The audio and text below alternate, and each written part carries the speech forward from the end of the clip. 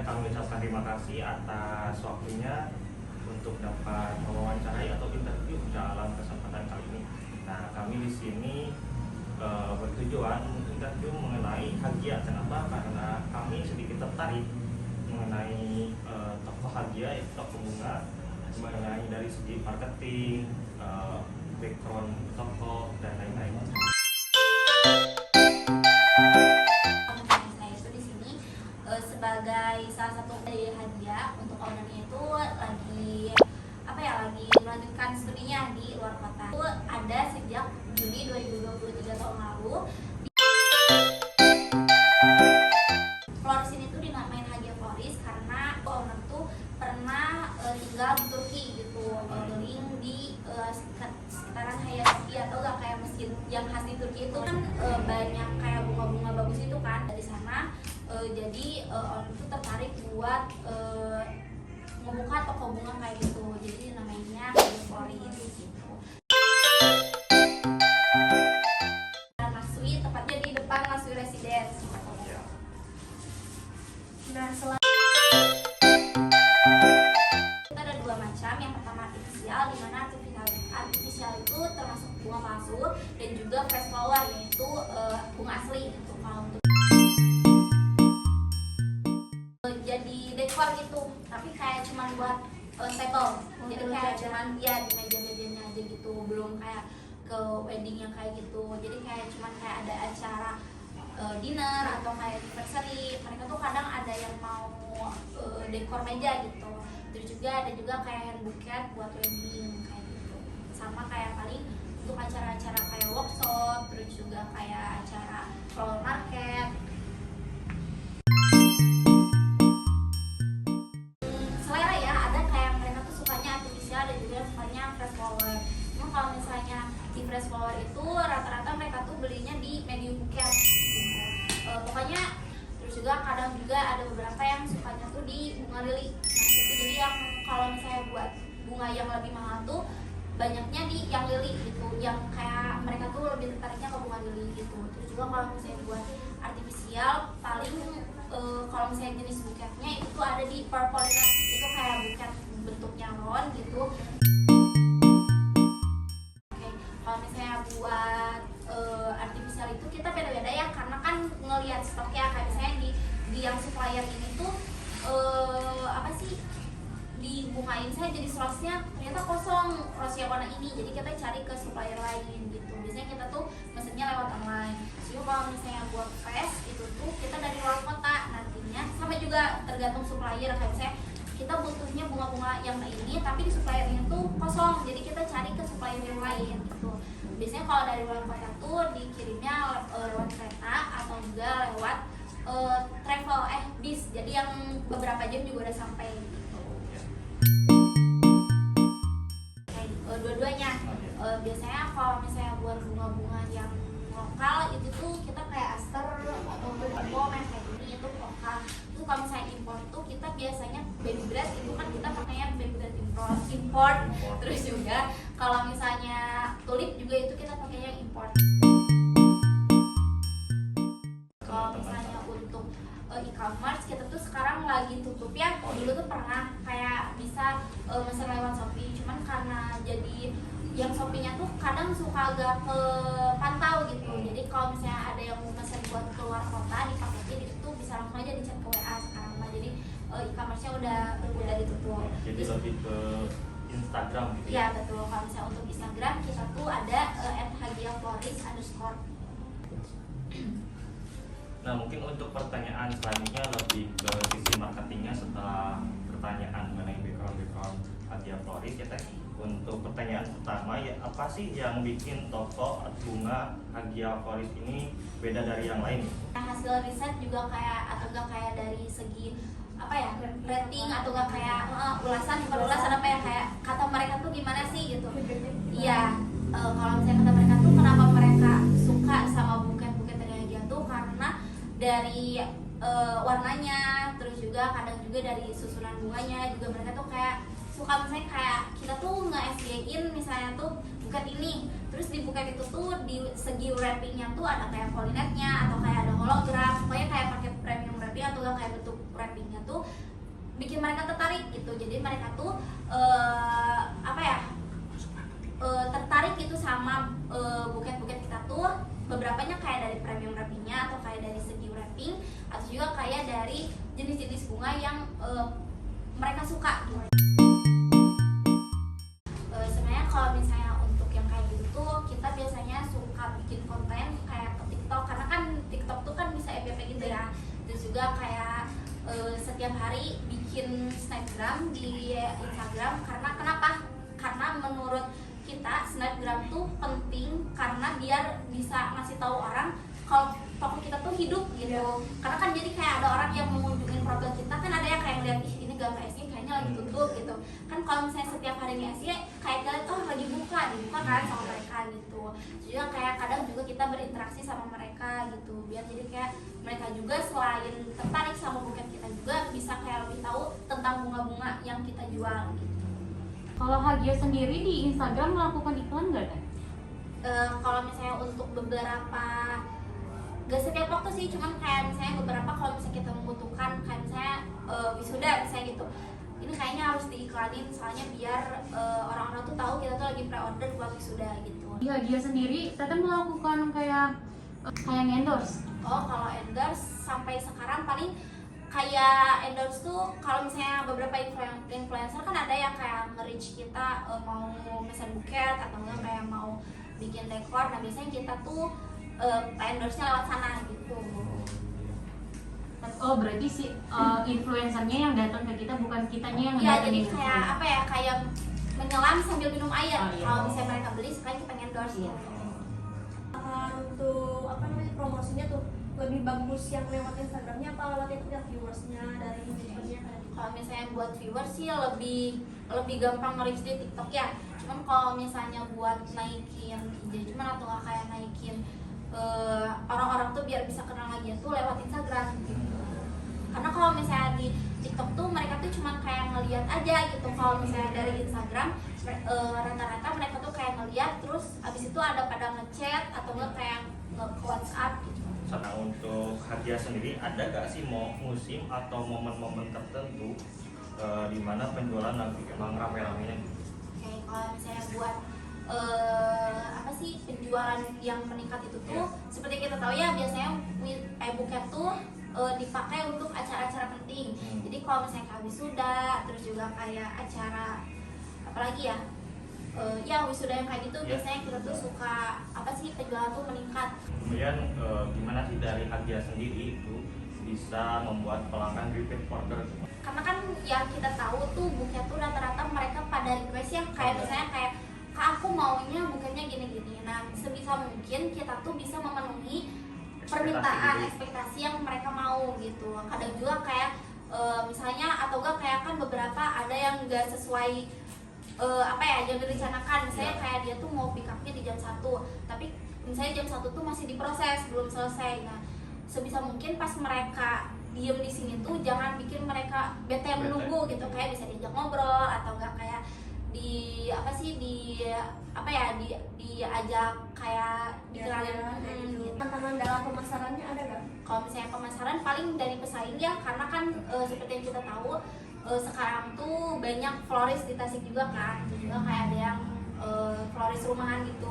Nah jadi kita tuh harus bisa kayak kalau misalnya mereka lagi berjalan kita harus bisa berlari gitu. Jadi kayak gimana caranya biar kita tuh bisa unggul gitu, lebih unggul dari mereka. Nah salah satu caranya itu bisa strateginya gitu, ngasih diskon atau ngasih apa gitu biar beda dari Ataupun paketan gitu bisa lebih murah kalau misal. Kalau misalnya buat yang kayak gitu sih kita lebih ke develop produk ya. Jadi kayak misalnya kita tuh ngikutin tren zaman sekarang. Misalnya kan kayak kalau kemarin tuh trennya buket koklet gitu kan.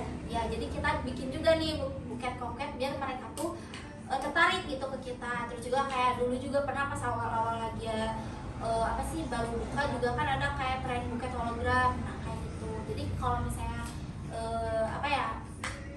caranya kita tuh lebih ke develop produk atau enggak kayak lebih ke collab sama beberapa brand kayak atau kayak beberapa kafe gitu.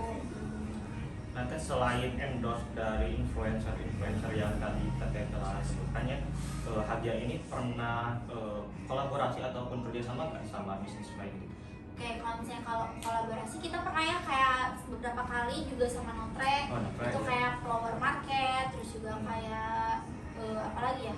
Ya rata-rata kalau Notre itu flower market, terus juga kayak dari beberapa kali juga kita pernah collab sama beberapa kafe itu buat kayak ngadain workshop gitu. Kebanyakan dari kafe gitu. Iya, kebanyakan dari kafe karena sekalian